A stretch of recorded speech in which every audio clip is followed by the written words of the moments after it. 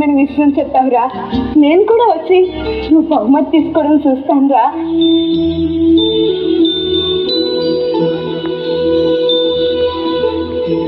ఏమైందిరా? నువ్వు మా స్కూల్కి రావద్దు. ఇళ్లలో పనిచేసుకునే భారతమ్మ తన కొడుకుని బాగా చదివిస్తుందని ఊళ్ళో వాళ్ళంతా నిన్ను మెచ్చుకుంటుంటే నేను చూడద్దా చెప్పు?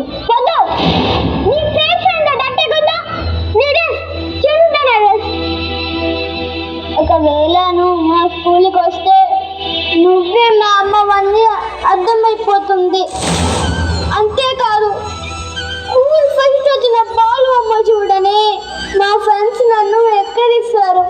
ఇంకా ఇల్లు తెచ్చుకునే అన్నం కూరలు తింటానని మా ఫ్రెండ్స్ నన్ను ఇన్సల్ట్ చేస్తారు. అందుకనే నువ్వు మా స్కూల్కి రావటం నాకు ఇష్టం లేదు.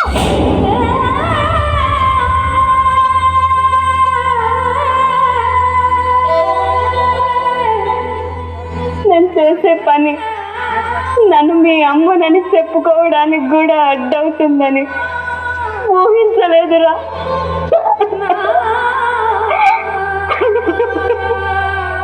భారతి,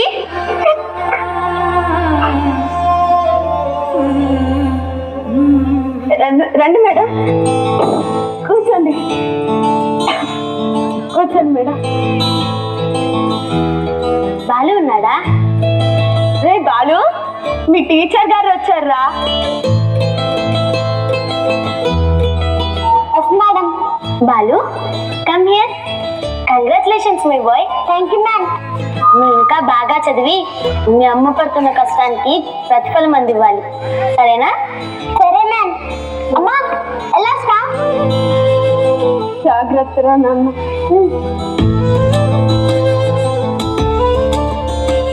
బాధపడకు భారతి. ఏం లేదు మేడం, నేనంతా విన్నాను.